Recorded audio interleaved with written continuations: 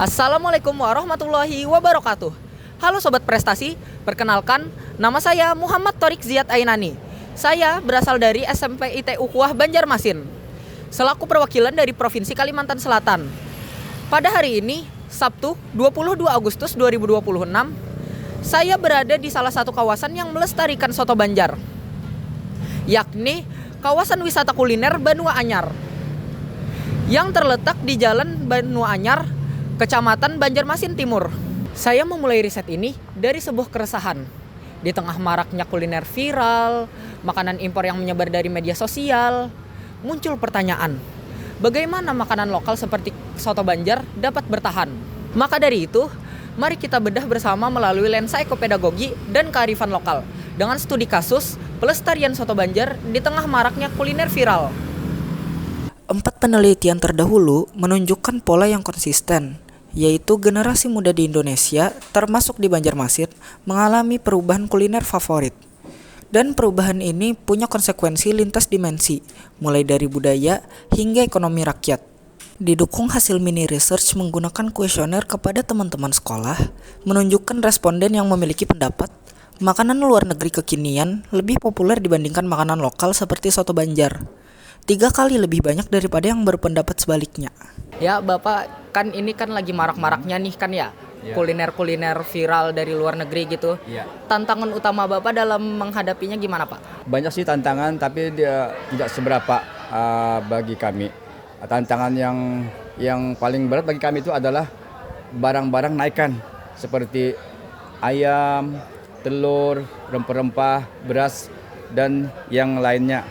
Nah, itu diantaranya. Selain itu, kira-kira bagaimana upaya Bapak dalam mempertahankan bisnis Bapak ini? Kami mempertahankan rasa dulu. Rasa itu yang paling penting. Jangan sampai rasa itu berubah. Nah, itu yang penting. Kedua, kita melayani pelanggan itu jangan sampai pelanggan itu kecewa. Nah, mungkin yang lainnya itu tempat harus bersih, barangkali begitu. Assalamualaikum Bapak, ngaran Ulun Ziyad. Ulun sedang melakukan observasi soal soto Banjar nih. Bolehlah Ulun melihat-lihat proses pembuatan soto Banjarnya? Oke, ya silahkan masuk ke dalam. Kuah soto Banjar terkenal dengan rasa rempahnya yang kuat dan segar. Berdasarkan aspek sejarah, sebagian rempah yang digunakan adalah rempah yang dulunya didapatkan dari pedagang Arab, India, dan Tionghoa sejak masa Kesultanan Banjar. Jadi, soto Banjar ini menjadi bukti rempah tersebut masuk ke Banjar melalui jalur perdagangan dan menciptakan akulturasi budaya kuliner. Selain menggunakan rempah-rempah akulturasi dari sejarah perdagangan tadi, secara geografis, soto Banjar menggunakan bahan utama, bahan pelengkap, dan juga rempah lokal unggulan dari Kalimantan Selatan, seperti ayam kampung, telur bebek, ketupat, limau kuit, daun geganti, dan perkedel singkong. Secara sosiologi, soto Banjar menjadi perekat sosial di setiap acara kemasyarakatan. Dan dari sisi ekonomi, rantai pasok soto Banjar menggerakkan pasar domestik secara masif, mulai dari peternak ayam lokal, petani rempah, pembuat soun, hingga pelaku UMKM warung soto itu sendiri.